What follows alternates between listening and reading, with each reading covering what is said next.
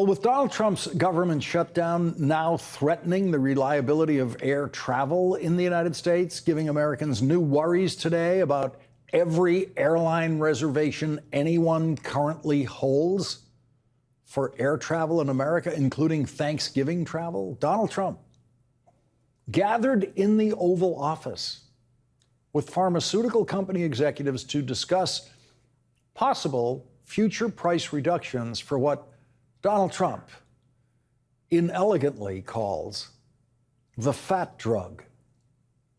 So today I'm thrilled to announce that the two world's largest pharmaceutical manufacturers, Eli Lilly and Novo Nordisk, have agreed to offer their most popular GLP-1 weight loss drug. I call it the fat drug, remember? At drastic discounts. As Donald Trump, along with some of his administration officials and pharmaceutical executives, droned on, someone standing with the group collapsed, which immediately sent the physician in the room, Dr. Mehmet Oz, into action, along with other normal human beings who reached down to help the man who was revived and then helped from the room by White House medical staff. At the first sign of the commotion, Donald Trump turned around, as you see there. But then, not understanding what was happening, he turned away. When he saw that man on the ground, he looked and then turned away, as you see here. And then Donald Trump, a person without a single sympathetic instinct, stood staring straight ahead, as if pretending that whatever suffering the man behind him was experiencing wasn't happening. And yes, that's the man's foot in the air that you see in the corner of that picture, his feet. This image captured Donald Trump's ability to completely ignore a person in need. We know what Joe Biden would have done. We know what Barack Obama would have done. We know what George W. Bush would have done. They would have gotten physically involved in reaching down to help that person. They wouldn't get in the way of Dr. Oz or any other medical professional there, but they wouldn't ignore it. They wouldn't turn away. Donald Trump did that today with a man on the floor in the Oval Office, and he did it today with millions of American air travelers whose plans he is threatening. And he did it today with millions of Americans who are worried about their ability to afford food because Donald Trump is trying to take their supplemental nutrition assistance benefits away, while a judge in Rhode Island continues to order Donald Trump to fund those benefits fully. It is the same Oval Office where Donald Trump congratulated Elon Musk for taking food out of the mouths of starving children and starving people in famine conditions in Africa. It is the same Oval Office where Donald Trump congratulated Elon Musk for denying life-saving medicine that this country has been giving to fight AIDS in Africa for over 20 years, thanks to a very successful program created by President George W. Bush and Dr. Anthony Fauci. Elon Musk killed all of that with Donald Trump's hearty approval, which led Bill Gates to describe Elon Musk as the world's richest man, killing the world's poorest children. The New Yorker is reporting on a new analysis that shows that Donald Trump and Elon Musk's destruction of the United States Agency for International Development has already caused the deaths of 600,000 people, 2/3 of them children. Those 600,000 people died while Donald Trump was staring straight ahead in the other direction with those dying children in Africa far behind his back, the way that suffering man was today. That is the picture of the Trump presidency. That should be the Trump second-term official portrait. Portrait of Donald Trump standing mindlessly, staring straight ahead, wondering when he will next get to play golf, maybe, while a man's feet are in the air behind him, being picked up by other people who have the capacity to care about another human being in distress. After the suffering man was removed from the Oval Office and the pharmaceutical executives continued congratulating themselves, Mr. Oblivious opened the floor to questions from the White House press corps, and he finally got a good question from the White House press corps about tariffs, because yesterday the Supreme Court handed White House reporters questions that even they could understand. And the reporter who asked the question that I'm about to present to you is one of the best, S.V. Date, who actually understood tariffs before the Supreme Court explained them to the White House press corps yesterday. His question was, Mr. President, yesterday in the Supreme Court, Chief Justice Roberts said that tariffs are taxes and that they're paid by Americans. He said this pretty clearly, and yet you're saying that this money is rolling in from other countries. How do you square those two? Now, before you listen to Donald Trump's words, I want to warn you, there is not even a hint of an answer in what he says. It is just Trump gibberish after a reporter's question, a good question. This is the kind of gibberish for which most of the Washington news media thinks Donald Trump deserves great credit for taking so many questions from reporters. Most of the Washington news media does not care at all that what Donald Trump says in response to their questions varies from utterly empty and nonsensical to outright screaming lies. Here's that question followed by Donald Trump's words. Yesterday in the Supreme Court, Chief Justice Roberts said that tariffs are taxes and that they're paid by Americans. He said this pretty clearly. And yet you're saying that this money is rolling in from other countries. How do you square those two? Well, it's coming in because they've charged us. You know, those same countries that you talk about are charging us massive amounts of money. If you look at the tariffs over the years that were put on our heads, there's a reason we're $38 trillion owed. Now that money's going to start coming down.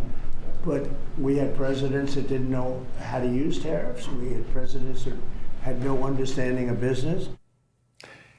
In other words, he has no idea how to respond to what the Chief Justice said, that the Trump tariffs are taxes and they are taxes on the American people. And this time, there was a follow-up. So then do you agree then that Americans are paying those tariffs? I think, no, I don't agree. I think that they might be paying something. And there it is. Donald Trump finally asked about Americans paying for his tariffs, and he says, quote, I think, no, I don't agree. I think that they might be paying something. Something? Really? That's a new one. Something. China was paying all of those tariffs until today, when now apparently we are paying something. As was established in the Supreme Court yesterday, to the agreement of all 9 Supreme Court justices, the Trump tariffs are taxes, taxes on the American people. Chief Justice John Roberts said, yes, sure, the tariffs are a tax, and that's a core power of Congress. And the chief also said, the vehicle is imposition of taxes on Americans, and that has always been the core power of Congress. Justice Amy Coney Barrett raised the issue of the Trump tariffs having to be refunded if the Supreme Court rules against the Trump tariffs, if the Supreme Court agrees with the other federal courts that the Trump tariffs are illegal and unconstitutional. And when asked about that today, Donald Trump told this lie. You know, we'd have to pay back trillions of dollars. We've taken in trillions. We haven't taken in billions. We've taken in trillions of dollars. That is a lie. That is actually trillions of lies. The total amount of tariff revenue collected by the United States Treasury this year is $195 billion. That is roughly the same amount that the Internal Revenue Service refunds to taxpayers in a typical year. The Treasury knows how to refund billions of dollars when it takes too much money from people. In fact, Donald Trump's Justice Department lawyers, in appealing the Trump tariff case to the United States Supreme Court, assured the appeals court and the Supreme Court in writing that they could easily pay back the tariffs if they lose the case. The Treasury has very precise records of who paid the tariffs at the port of entry for all of the goods that have been illegally tariffed by Donald Trump here in the United States. And the Treasury knows exactly how to refund that money.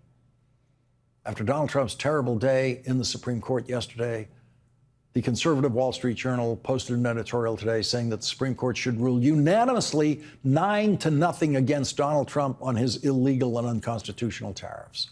And after Donald Trump's apparently bad day at the Supreme Court yesterday, he had a bad day in court again today with one of his malicious prosecutions, a Trumpian abuse of legal process. A jury in Washington, D.C. found 37-year-old Sean Dunn not guilty of assault on a heavily armed Border Patrol officer who was dressed for combat on the streets of Washington, D.C. The Trump Justice Department first tried to obtain an indictment against Sean Dunn from a grand jury for felony assault. But a Washington, D.C. grand jury refused to give Donald Trump's prosecutors that indictment. And today, a Washington, D.C. trial jury refused to convict Sean Dunn of assault with a sandwich, that sandwich that you just saw him throw. Donald Trump's absurdly incompetent and intemperate U.S. Attorney for Washington, D.C., Jeanine Pirro, a graduate of the Fox propaganda channel, led the failed prosecution of Sean Dunn. The sandwich that bounced off the body armor of Gregory Larmore, probably without his ability to even feel it, was described in the New York Times as, quote, a wilting Subway sandwich. A photograph of that sandwich on the sidewalk became an exhibit in the case that the jury was able to study. Apparently, it didn't look very threatening to them.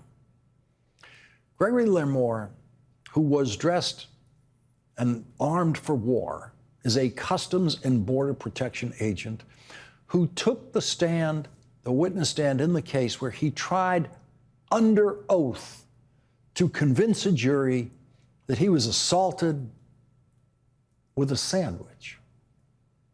And so Gregory Larmore takes his place in Customs and Border Protection history as the only officer in their history to claim to have been assaulted by a sandwich and to make a federal case out of it and to lose that federal case because a Washington, D.C. jury had no problem at all understanding the truth, despite all the king's prosecutors trying their best. That is how Donald Trump is deploying his forces. Donald Trump is not rushing people to air traffic control towers to improve air travel. In fact, Donald Trump has fired FAA officials this year. Fired them for no reason at all. Elon Musk wanted to fire them. That was good enough. Elon Musk thought that was a great idea. Let's do it. And now you have a crisis in air travel in America. Now you have a government shutdown created by Donald Trump that makes that crisis in air travel worse, and Donald Trump is doing absolutely nothing about it. He did nothing about it today. If you're worried about your airline reservations, Donald Trump isn't. He did nothing to help you today. He's trying to put the sandwich guy in jail today because Donald Trump is oblivious to the real world. Donald Trump's teammates all fly private. They own their own jets like Elon Musk, or they've been provided now with government jets like Donald Trump's FBI director, who uses the FBI jet for date night in America because his girlfriend lives in Nashville and he lives in Washington, D.C. Donald Trump's incompetent Secretary of Homeland Security, the dog-killing enthusiast Kristi Noem, has ordered new private jets at a cost of $180 million to taxpayers in a federal budget that Donald Trump thinks cannot afford to fund food stamps. She wants the new planes so that she and her constant companion don't have to check their boarding passes to see which boarding group they're in. No one in Trump world has to worry about a flight being canceled. No one. They have no idea what that feels like. No one working for Donald Trump is worried tonight that they might not get home for Thanksgiving because their flight might be canceled. Donald Trump is the most oblivious human being who has ever lived in the White House, surrounded by the most oblivious cabinet and the most oblivious White House staff in history. Not one of them is worried about the government shutdown disrupting anything about their lives. They leave the worrying to everyone headed to an American airport tomorrow. They leave the worrying to everyone wondering if they will be able to get enough food this month. They leave the worrying to the millions of people whose health care costs are going to skyrocket simply because Donald Trump is president. The man who cannot see the suffering even when it is right there in the room with him, as it was today, with a man on the floor behind Donald Trump in medical distress, a man whose name Donald Trump did not even know and didn't even bother to find out. If this week's massive election victory for Democrats indicates what will happen in the next congressional election, then we have one more year of this version of the Trump presidency before the Speaker of the House, Hakeem Jeffries, will be in a position to force Donald Trump to deal with him and the real needs of so many Americans who Donald Trump apparently cannot see and does not know exist.